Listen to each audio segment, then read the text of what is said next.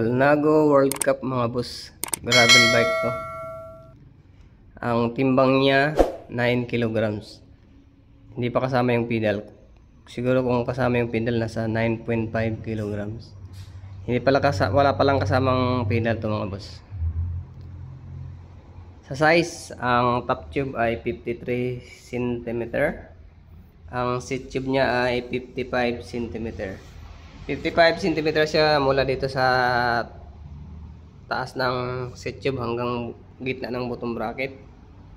Pero kung hanggang top tube lang siya, 53. Colnago World Cup 2.0. Dito pala dumadaan sa top tube yung mga kable niya. Nandito yung signature ng Colnago sa seat stay. Colnago na yung ano niya, seat clamp. Bida naman yung seat post, alloy. Aerion yung saddle niya.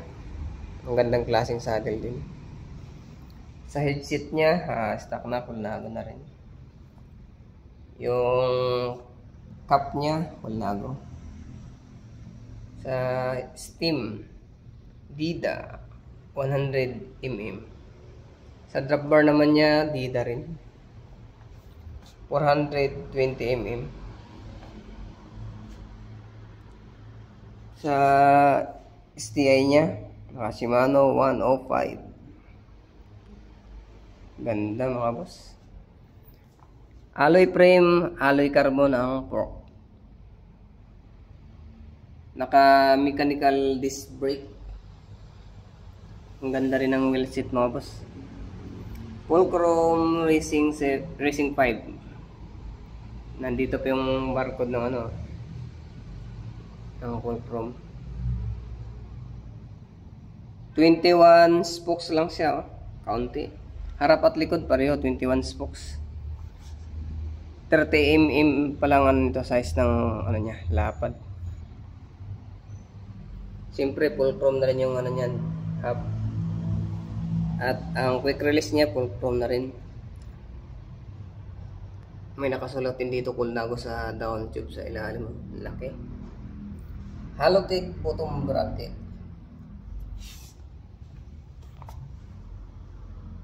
Dalawa na rin lagay ng battle cage. Isa sa seat tube saka down tube. 105 yung FD niya, quick release. Brace ko na.